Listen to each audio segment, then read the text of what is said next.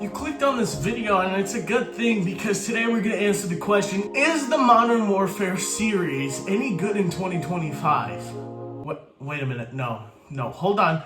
That's the wrong one. If you're arrogant and a 13-year-old, you probably don't know about this series. Or you probably do, but you just completely ignore it. If you are starting out with Call of Duty, I will make the exception because not a lot of people who start out with Call of Duty understand this is the base of Call of Duty before Black Ops. And if you are that arrogant 13-year-old and you're asking yourself, wait a minute, there's more than one. Yeah, let me explain. Back in 2007, Call of Duty 4 Modern Warfare was not released with expectations of becoming a staple in the gaming community.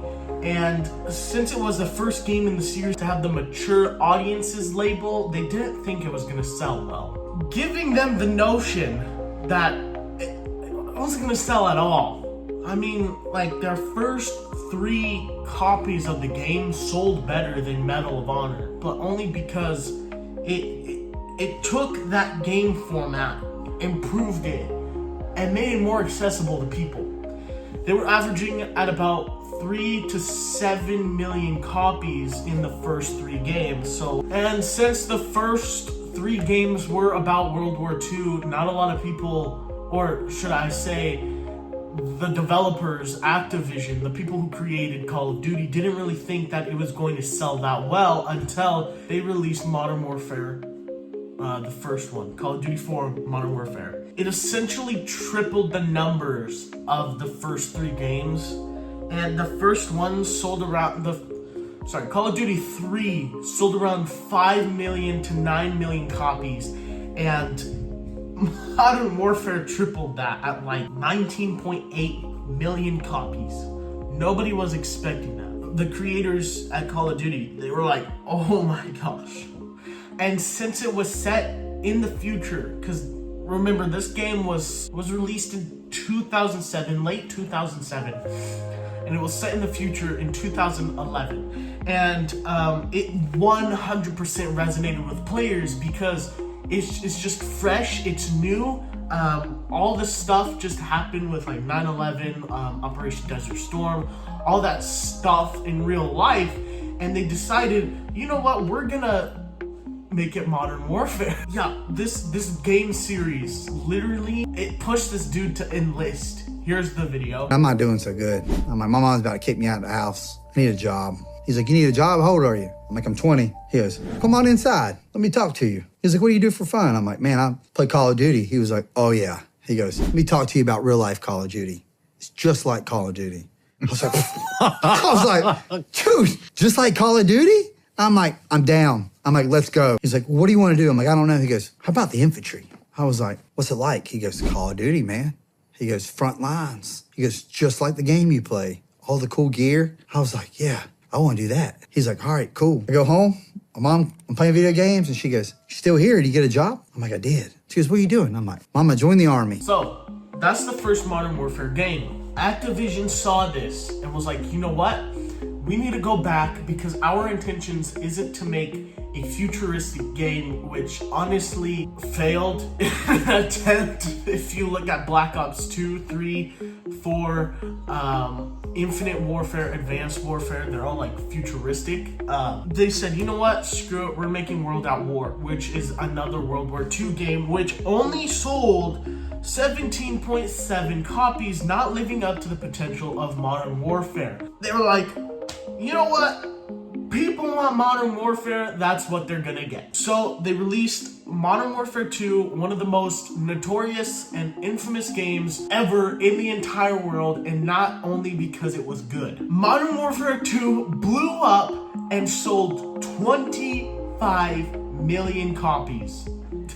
Yeah, that's a lot compared to Modern Warfare and World at War. World at War was a little bit popular. The controversial part about it is, yeah, this game was everywhere online, and YouTube had just started, and there is a very specific mission 4, no Russian, and if you know, you know. It was mature audience, and this mission definitely did that. There was also legal battles that definitely took place because of something. It was them not getting paid for taking credit or something, and they sued Activision, and Activision actually lost this case. Call of Duty was just never the same after that.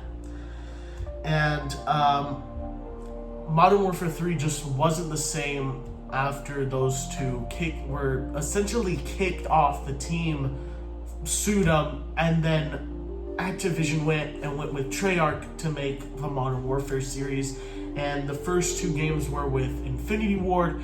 And this is not the first, well, this is the first time and definitely not the last time that is going to happen. We will talk about that in the future. It's just horrendous. Call of Duty and Activision definitely has their ups and downs when it comes to the entirety of Call of Duty, of the Call of Duty series. We are going to start with the first Modern Warfare. This game was actually so good. It definitely was an upgrade from Call of Duty 3, which I also have.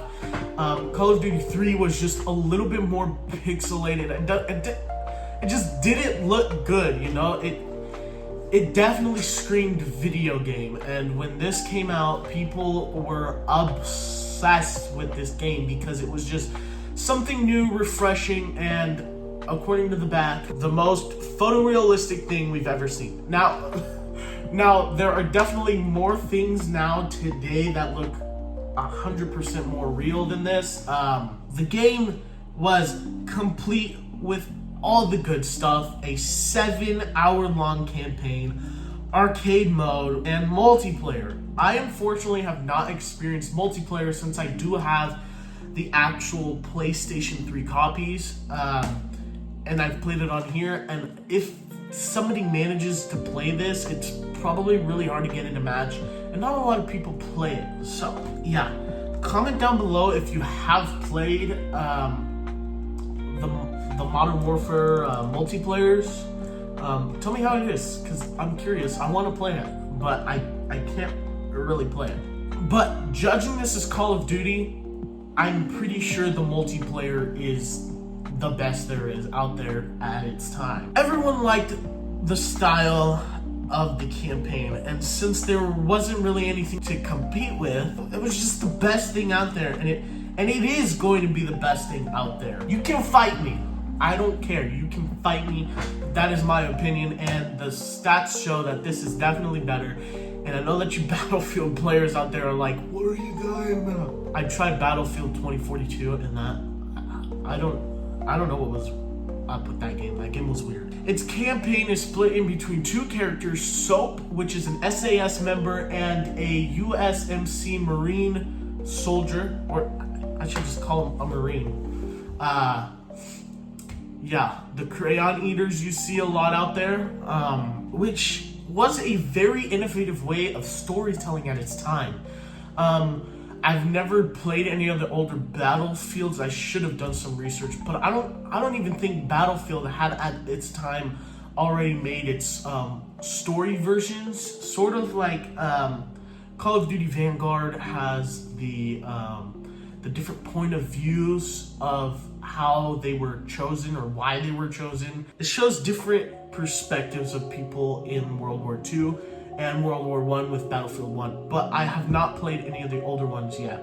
But this, at its time, it was just a very innovative way to storytell and to bring in new characters, kill them off, because your character does do that. It was a shock for me too. It was just a very cinematic way of telling and essentially being inside of a movie, which not a lot of games do that nowadays. It was nice to have two different points of views of things that were happening in two different places at the same exact time. Call of Duty was unparalleled with its storytelling, in my opinion, okay? Even the newer ones, this translated into it. Modern Warfare follows Gaz and Alex, which they both meet at the end, but multiplayer definitely popped off with this and not the other three games because it probably was such a new thing that people didn't know how to work it out, but the multiplayer came out with 16 maps on launch, and then an extra 4 after launch. So yeah, I really like this game. I'd give it a 9 out of 10 medals because one, I can't give a perfect rating because I didn't really experience multiplayer, but I really enjoyed it. Now moving on to Modern Warfare 2. Modern Warfare 2 has a campaign of around 6.5 hours, which isn't bad judging that Modern Warfare was 7 hours, and 6.5 hours is a lot of gameplay. If you play on the hardest level, there's probably a little bit more depending on how well you're accustomed to veteran mode. Yeah, again, this game had that one controversial level, you know, the one at the airport and all. I don't even know how they bypassed TSA, honestly. I mean, like, my AirPods get the worst out of them, out of those TSA officers. But there is an option to skip this level without any effect to your trophies, which is nice. They're considering people who might just want to play the game just to play the game. They're not intending to, I don't know, commit mass murder at an airport full of innocent people, children, and women.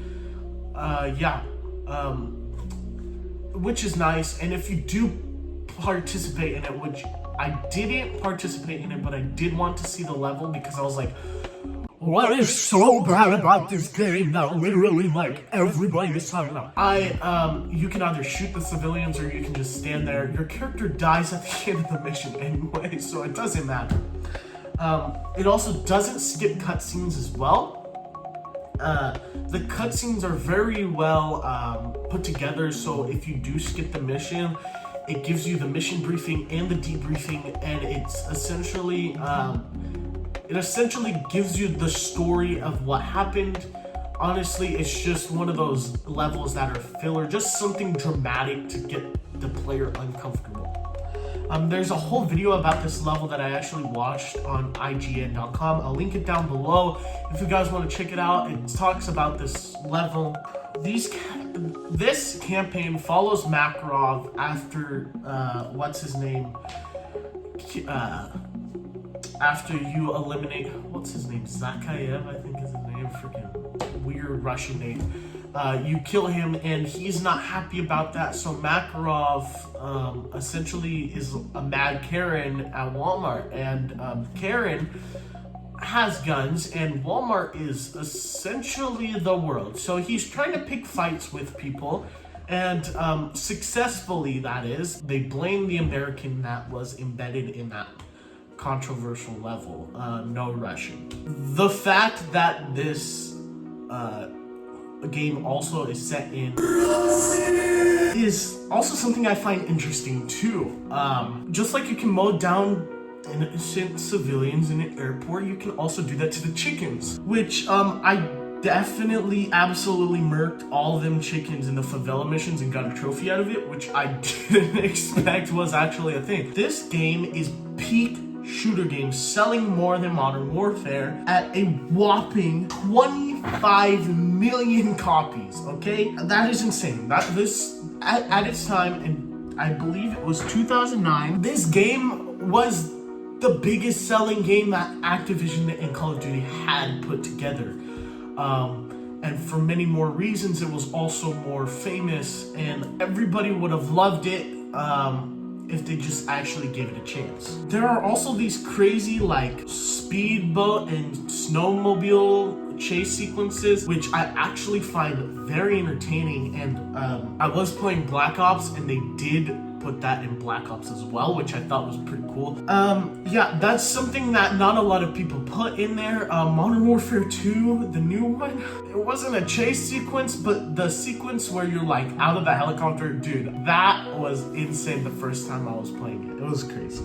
There's also the Spec Ops missions, which I especially love. I'm still trying to play it today, trying to get the 3 stars you get for playing on veteran mode. Spec Ops missions were so refreshing because honestly, multiplayer wasn't just going to cut it, and everybody loved Spec Ops because it gives you something new to do in the game. And that started with that one mission, Mile High Club, at the end of Modern Warfare. That was timed. That was essentially its teaser, was Spec Ops. So just to clarify, this was premeditated. Like, everybody had set in stone they were going to make a series of Modern Warfare. The thing is, with Spec Ops, it's essentially non-narrative, but you play the same maps as the campaign, and the campaign maps are essentially just you replaying missions with different objectives. I feel like it's fun and all, but it gets really stale the more you play it, and you're just,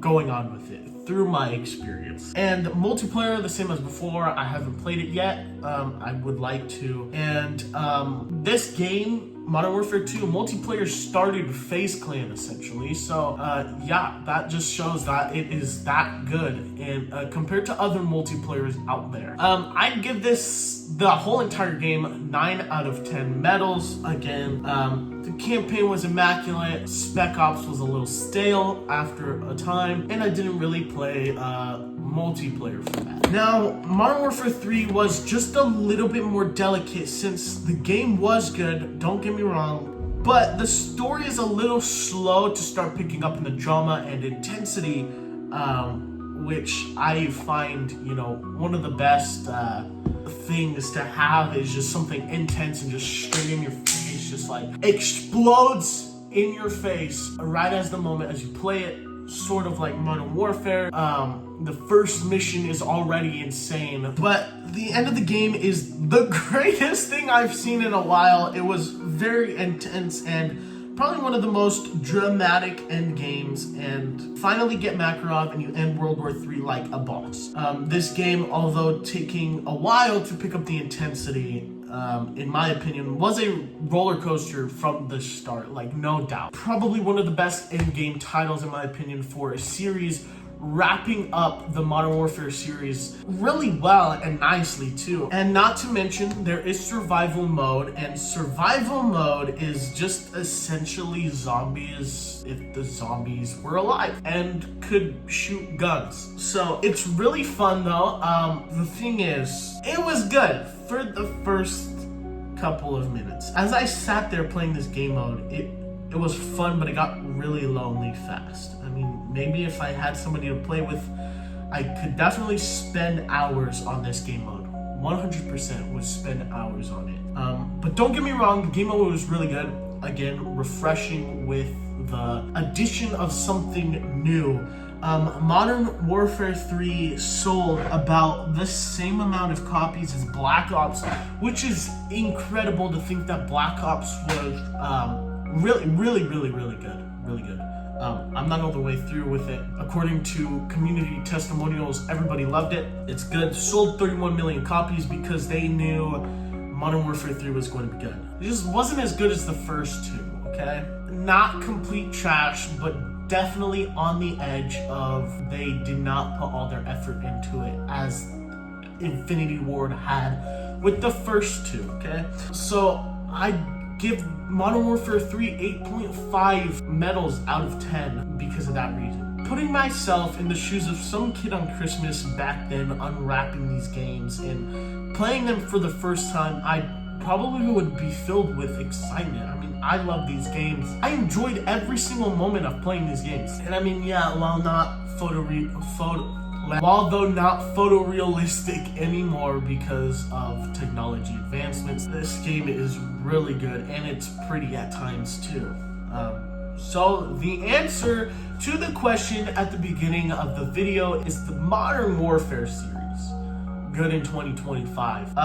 Yes, I would say it's worth it. I would say I would definitely buy it again if I hadn't played it. I would definitely buy it again. I almost bought the remastered version just to play it again on the PS4.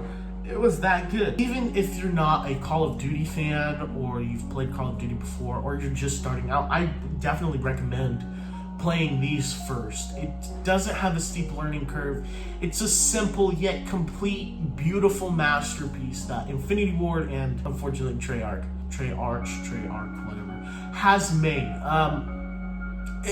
It was just peak at its time. But yeah, if you're looking for these copies, since this video did make you want to buy it, if you're looking for these copies, you can buy the remastered versions on the PS4, Xbox One, PS5, Steam, Xbox Series X, whatever. And if you are planning to go old school and play on the PS3, buy them at GameStop. I literally bought these games for like $5 each. It was that good of a deal. I hope you guys enjoyed this video. I will be doing Modern Warfare, the newer ones. I don't think there's a lot of good stuff to talk about Modern Warfare 3, the new one from like, you know, a couple years ago. But I will definitely be making more videos about this of, is it worth it in 2024? 2025. Is it worth it in 2025? I will see you guys in the next one. Peace.